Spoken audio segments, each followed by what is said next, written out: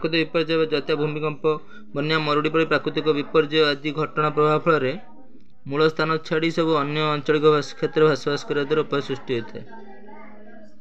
मूल भाषा सहित संपर्क रखी अवस्थान करथिबा स्थानीय भाषा को ग्रहण करी केतक परिवर्तन राजनीति व अर्थनीति कारण अनेक व्यक्ति निज भाषा छाड़ी अन्य भाषा व अन्य स्थान रुहंती अन्य स्थान भाषा कहते नूतन भाषा रे निजर व्यवहृत भाषार प्रभुत्व प्रभाव पकाई एक नुआ रूप से विकसित करथांती। तेणु निज भाषा एवं अन्य भाषार मिश्रण में पुणी नूतन उपभाषा सृष्टि यही नूतन विकसित भाषा स्थानांतरित व्यक्तिर मूल भाषार एक उपभाषा रूपे परिचित होता है। कारण जगह स्थान परिवर्तन द्वारा निज भाषाटा परिवर्तन होता है। मूल भाषा ठू निज भाषा टी परिवर्तन होता है। भाषा और आंचलिक भाषा उपभाषा मध्य पार्थक्य भाषा क्षेत्र अपेक्षाकृत बृहत भाषा क्षेत्र अपेक्षाकृत उपभाषा क्षेत्र अपेक्षाकृत सीमित क्षेत्र व्यक्त हुए उपभाषा भाषाटा अधिक जगह व्यक्त हुए उपभाषा आंचलिक भाषा सीमित क्षेत्र में अनेक आंचलिक भाषा व उपभाषा थाए मात्र उपभाषा मध्य मूल भाषा को अंतर्भुक्त करा जाय परिबो नाही। भाषार जननी हेले भाषा जननी हेले उपभाषा होछि ता संतान। मूल भाषार व्यवहारिक क्षेत्र साहित्यर रचना शिक्षादान मूल भाषार व्यवहारिक क्षेत्र साहित्य रचना शिक्षादान और शासन आदि कार्य व्यवहृत हुए। मूल भाषाटा व्यवहारिक क्षेत्र साहित्य रचना शिक्षादान मतलब उपभाषा केवल लोक साहित्य रचना और कथोपकथन सीमित खाली कथोपकथन और लोक साहित्य किंतु साहित्य रचना शिक्षादान शासन यह सब मूल भाषा उपभाषा अपेक्षा भाषार सम्मान टिके अधिक भाषा सम्मान दी प्रकार गोटे मानक उपभाषा गोटे अणमानक उपभाषा मानक गोटे अणमानक पुनः अणमानक उपभाषा को चारि व्यक्त कराई तथा भौगोलिक सामाजिक नाटकीय एवं मानक उपभाषा अणमानक को सामाजिक उपभाषा तार चलनी अनुसार तीनोटी श्रेणी व्यक्त कराई सामाजिक उपभाषा तथा शिक्षित गोष्ठी भाषा बोली अशिक्षित गोष्ठी बोली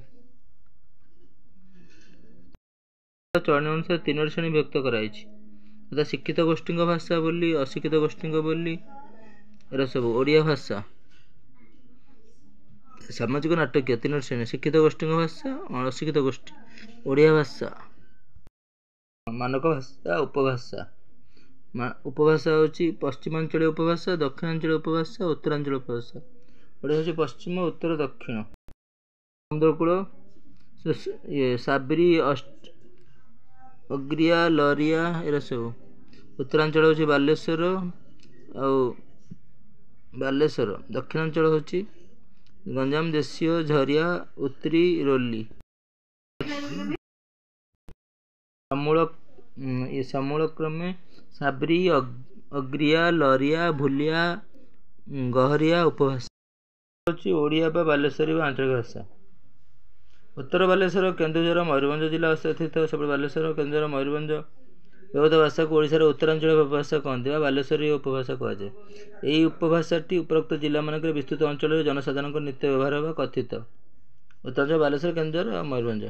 बालेश्वर भाषा बंगाला भाषा संस्पर्श आसी प्रभावित होती सेहीपरि मयूरभंज कथित भाषा बंगाला और हिंदी भाषा संस्पर्श आसी बिहार पाखे यही दृष्टि उभय भाषा क्षेत्र केन्दुझर होची बिहार पाखे उन्नति देखा यही दृष्टि उभय भाषा क्षेत्र कथित भाषार विभिन्नता देखा भिन्नता बालेश्वर भाषा बंगाला भाषा आसिक सब परिवर्तन होती। ओडिया भाषा संपर्क में सर्वे कर समय स्वर्जन ग्रियर्सन ओडिया मानक भाषा ठार उत्तरांचल ओडिया भाषा किसी वैषम्य थी कथा कहते वैषम्य कूड़ झालर झाल पवनर पवन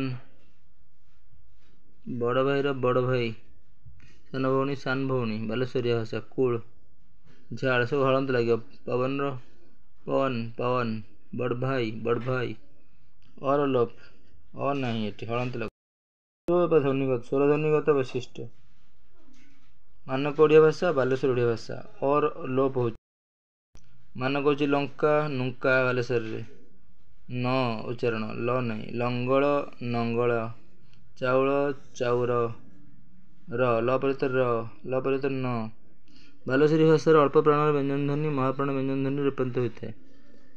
अल्प प्राण व्यंजन ध्वनि महाप्राण व्यंजन सकाळ हातुड़ी दूर सकाळरा सकाळ हातुड़ीर हादुड़ी हादुड़ी ଦୂରର ଧୂର ଦୂର ତୁ ଧୁ ଏଟା ହେଉଛି ମହାପ୍ରାଣ ବ୍ୟଞ୍ଜନ ଧ୍ୱନିରେ ରୂପାନ୍ତରିତ ହୋଇଥାଏ। ବାଲେଶ୍ୱର ଓଡ଼ିଆର କେତେକ ସ୍ଥଳରେ ମାନକ ଓଡ଼ିଆର ବିଭିନ୍ନ ଶବ୍ଦର ବ୍ୟଞ୍ଜନ ଧ୍ୱନି ଲୋପ କରିଥାଏ। ମାନକ ଓଡ଼ିଆ କଇଁଚ କଇଁଚ, ମରୁଭୂମି ମରୁଭୂମି, ଛୁଞ୍ଚି। ରୂପଗତ ବୈଶିଷ୍ଟ୍ୟ ବ୍ୟକ୍ତିଗତ ବୈଶିଷ୍ଟ୍ୟ ଉପଭାଷାର ବିଭକ୍ତିର ବ୍ୟବହାରରେ ଓଡ଼ିଆ ଭାଷାଠୁ କିଛି ପ୍ରଭେଦ ରହିଛି। କର୍ମକାରକ ଦ୍ୱିତୀୟ ବିଭକ୍ତି କୁ କି ତେ ଲାଗେ, ହରିକୁ ନାନି କି। ଅଧିକରଣ କାରକ ହେଉଛି ର ଲାଗିବ ସପ୍ତମୀ ବିଭକ୍ତିରେ, ସମ୍ପ୍ରଦାନ କାରକ ଚତୁର୍ଥୀ ବିଭକ୍ତିରେ କୁ କି ଲାଗେ, କରଣରେ ହେଉଛି ରେ ର ଦେଇ ଲାଗେ, କର୍ମକାରକରେ ତୃତୀୟ ବିଭକ୍ତିରେ କୁ କି ତେ ଲାଗେ, ହରିକୁ ନାନି କର୍ମକାରକରେ। ଉତ୍ତର ଭାଷା ଉପଭାଷାରେ ମାନକ ଓଡ଼ିଆ ଭିନ୍ନ କିଛି ସ୍ୱତନ୍ତ୍ର ଶବ୍ଦର ବ୍ୟବହାର ଦେଖିବାକୁ ମିଳେ। ବଡ଼ ଭାଇ, କକା, ଭାଗିବା ଏରା ସବୁ। କୁରୁମାଳି ଉପଭାଷା କୁରୁମାଳି ଏକ ଆଞ୍ଚଳିକ ବୋଲି ଏହି ଓଡ଼ିଶାର କେନ୍ଦୁଝର ମୟୂରଭଞ୍ଜ ଅଞ୍ଚଳରେ ବସବାସ କରୁଥିବା କୁରୁମା ସମ୍ପ୍ରଦାୟର ଭାଷା ଅଟେ। ଧ୍ୱନିତତ୍ତ୍ୱ ହେଉଛି ଏଇ ହେ ସ ତ୍ୱ ଗ ଆଦି ଧ୍ୱନି କୁରୁମାଳି ଭାଷାରେ ବ୍ୟବହୃତ ହୁଏ ନାହିଁ। ସ୍ୱର ଧ୍ୱନିଗତ ବୈଶିଷ୍ଟ୍ୟ ପ୍ରଥମ ପୁରୁଷ ଏକବଚନ ମୁଇଁ ମୁଁ, ବହୁବଚନ ଆମର, ଦୁଇ ଏକବଚନ ଦୁଇ, ବହୁବଚନ ତହର, ତୃ ଏକବଚନ ତୃ, ତୃତୀୟ ପୁରୁଷ ଏକବଚନ ହେଉଛି ଥର, ବହୁବଚନ ହେଉଛି ରାତ୍ରି। ଶବ୍ଦ ତତ୍ତ୍ୱ ଶାଶୁ, ତାପରେ ତେତର ତେନ୍ତୁଳି, ଦୋକାନ ଦୋକାନ, ପୀରିଥ ପୃଥିବୀ। ହେଉଛି ସମ୍ବଲପୁରୀ ଆଞ୍ଚଳିକ ଭାଷା। ପଶ୍ଚିମ ଓଡ଼ିଶା କହିଲେ ସାଧାରଣତଃ ସୁନ୍ଦରଗଡ଼ ଜିଲ୍ଲାଠାରୁ କଳାହାଣ୍ଡି ଜିଲ୍ଲା ଏବଂ ଦେବଗଡ଼ ଜିଲ୍ଲାଠାରୁ ନୂଆପଡ଼ା ପର୍ଯ୍ୟନ୍ତ ପରିବ୍ୟାପ୍ତ। ସୁନ୍ଦରଗଡ଼ ଠାରୁ କଳାହାଣ୍ଡି। ପଶ୍ଚିମାଞ୍ଚଳ ଭାଷା ହେଉଛି ଆଦିବାସୀ ସମ୍ପ୍ରଦାୟର ଭାଷା। ତୁଇ ଗଞ୍ଜାମ ଅଞ୍ଚଳ ଭାଷା। ଦକ୍ଷିଣାଞ୍ଚଳ ହେଉଛି কথ୍ୟ ଭାଷା ହେଉଛି ଗଞ୍ଜାମ, ଗଜପତି, ରାୟଗଡ଼ା, କୋରାପୁଟ, ନବରଙ୍ଗପୁର, ମାଲକାନଗିରି। ଏ ସବୁ ଏ ତିନୋଟି ସଂସ୍କୃତିର ମିଳନ ହୋଇଛି, ଯଥା ଆର୍ଯ୍ୟ ସଂସ୍କୃତି, ଦ୍ରାବିଡ଼ ସଂସ୍କୃତି ଓ ସାବର ସଂସ୍କୃତି। ପଶ୍ଚିମାଞ୍ଚଳ ହେଉଛି ଆଦିବାସୀ ଭାଷା। ସୁନ୍ଦରଗଡ଼ଠୁ କଳାହାଣ୍ଡି। ଦକ୍ଷିଣାଞ୍ଚଳ ରାୟଗଡ଼ା, କୋରାପୁଟ, ନବରଙ୍ଗପୁର, ମାଲକାନଗିରି, ଗଞ୍ଜାମ, ଗଜପତି। ସେହିପରି ଭାଷା ଦୃଷ୍ଟିରୁ ଆର୍ଯ୍ୟ ଦ୍ରାବିଡ଼ ମୁଣ୍ଡା ଗୋଷ୍ଠୀ ଉପଭାଷାର ପ୍ରଭାବ। ସେହିପରି ଭାଷା ଦୃଷ୍ଟିରୁ ଆର୍ଯ୍ୟ ଦ୍ରାବିଡ଼ ମୁଣ୍ଡା ଗୋଷ୍ଠୀ ଉପଭାଷାର ପ୍ରଭାବ ଭାବେ ଗଞ୍ଜାମୀ ଉପଭାଷା ବେଶ ପ୍ରତିଷ୍ଠାନ ଯୋଗ୍ୟ ଭାଷା। ଦ୍ରାବିଡ଼ ମୁଣ୍ଡା ଗୋଷ୍ଠୀର ଉପଭାଷା ଆର୍ଯ୍ୟ ଦ୍ରାବିଡ଼ ମୁଣ୍ଡା ଗୋଷ୍ଠୀର ଉପଭାଷା ହେଉଛି ଦକ୍ଷିଣାଞ୍ଚଳ ଓଡ଼ିଆ ଭାଷା। ଦେଶିଆ, ଝରିଆ ଏସବୁ। ଧ୍ୱନିଗତ ବୈଶିଷ୍ଟ୍ୟ ବସ୍ର ବାସୁ, ଗ୍ୟାସର ଗ୍ୟାସୁ, ପିଅନର ପିଉନୁ, ଆଲପିନର ଆଲପନୁ। ଏସବୁ ଦକ୍ଷିଣାଞ୍ଚଳ।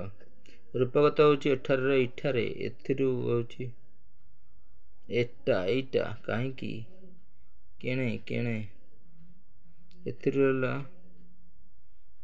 ଏଥିରୁ। ଶବ୍ଦ ଭଣ୍ଡାର ଭାଷାରେ କୋରାପୁଟର ଭାଷା ଅନ୍ତର୍ଭୁକ୍ତ ଥିଲେ ମଧ୍ୟ ଏହାକୁ ସ୍ୱତନ୍ତ୍ର ଭାଷା ବୋଲି କୁହାଯାଏ। କୋରାପୁଟ ଆଞ୍ଚଳିକ ଭାଷା ବା ଦେଶୀ ଆଞ୍ଚଳିକ ଓଡ଼ିଆ ଭାଷା ଭାବେ ଏହାକୁ ନାମିତ କରାଯାଇଛି। କାଜର ହେଉଛି କାବର, କର ହେଉଛି କର, ଚିରା ଚିଉରା, ବରର ବର, କାବରର କାବର। ମାନକ ଓଡ଼ିଆ ବା କୋରାପୁଟ ଓଡ଼ିଆ ମତେ ଲାଗିବ। ଧୂର, ସୁନାରସ, ହାତର ହାତ, ଘୋଡ଼ାର ଘୋଡ଼ା। ପାର୍ଶ୍ୱିକ ଧ୍ୱନିର ପରିବର୍ତ୍ତନ ଘଟିଥାଏ। ଧଳାର ଧବ। ବିଭକ୍ତିଗତ ବୈଶିଷ୍ଟ୍ୟ ଏଠାରୁ ଏଠାନୁ, ଗଛରୁ ଗଛନୁ, ଏଠାରୁ ଏଠାନୁ, ଗଛରୁ ଗଛନୁ। ନୂଆପଡ଼ା ଜିଲ୍ଲାରେ ପାହାଡ଼ିଆ ନାମକ ଏକ ସମ୍ପ୍ରଦାୟ ବାସ କରନ୍ତି। ଏମାନଙ୍କ ଦ୍ୱାରା କଥିତ ଭାଷାକୁ କୁହାଯାଏ ଗହରିଆ ବା ପାହାଡ଼ିଆ ବା ପହରିଆ। ପାହାଡ଼ିଆ ବୋଲି ସହିତ ସମ୍ବଲପୁର, ଉତ୍ରୀ, ପିଲ୍କି, ଛତିଶି ଗଡ଼ିଆ। ପାହାଡ଼ିଆ ବୋଲି ଟ ସ୍ଥାନରେ ତର ଉଚ୍ଚାରଣ ହୁଏ, ଯଥା ମାଟିର ମାଟି। ର ସ୍ଥାନରେ ର ଡ ଉଚ୍ଚାରଣ ହୁଏ, ଯଥା ଗାବାରା, ଭତ୍ତା। ଘାବରାର ଘତା। ନ ସ୍ଥାନରେ ତ ଉଚ୍ଚାରଣ ହୁଏ, ଯଥା ଜୀବନର ଜିୟତ। ପଶ୍ଚିମ ଓଡ଼ିଶାରେ ତନ୍ତୁ ବାୟ ସମ୍ପ୍ରଦାୟ ବସବାସ କରନ୍ତି। ଏମାନେ ଭୁଲିଆ ସମ୍ପ୍ରଦାୟ ଭାବରେ ପରିଚିତ। ଭୁଲିଆ ତାଙ୍ଗି ଦ୍ୱାରା କଥିତ ହେଉଥିବା ଭାଷାକୁ ଗୁଲିଆ ଭାଷା କୁହାଯାଏ। ଭୁଲିଆ ତାଙ୍ଗି ଭୁଲିଆ ଭାଷାର ବ୍ୟକ୍ତିଗତ ବୈଶିଷ୍ଟ୍ୟ ଦେଖିବାକୁ ମିଳେ। ଦ୍ୱିତୀୟ ବ୍ୟକ୍ତିରେ କୁ ସ୍ଥାନରେ କେର ଉଚ୍ଚାରଣ। ସପ୍ତମ ବ୍ୟକ୍ତିରେ ଠାରେ ସ୍ଥାନରେ ଠାନେ। ଶବ୍ଦଗତ ବୈଶିଷ୍ଟ୍ୟ ଠେଙ୍ଗାର ମେରା, କାକୁଡ଼ିର କୁକୁରି, ହାଇର ଭାଟ, କର୍କଟର ହେଉଛି କକତ। ଅଞ୍ଚଳ ଭାଷା ହେଉଛି ବା ଦେଶିଆ ବୋଲି। ପୁରା ଦକ୍ଷିଣାଞ୍ଚଳ ହେଉଛି ଉପଭାଷାର କୋରାପୁଟର ଭାଷା ଅନ୍ତର୍ଗତ। ଉଚ୍ଚାରଣ ଥିବା ସ୍ୱତନ୍ତ୍ର ପାଇଁ ଏହାକୁ ସ୍ୱତନ୍ତ୍ର ଭାଷା ବୋଲି କୁହାଯାଏ। କୋରାପୁଟ ଆଞ୍ଚଳିକ ଭାଷା ହେଉଛି ଦେଶୀୟ ଆଞ୍ଚଳିକ ଭାଷା। କାଜରର କାବର, ବରର ବର, ଚିରାର ଚିଉରା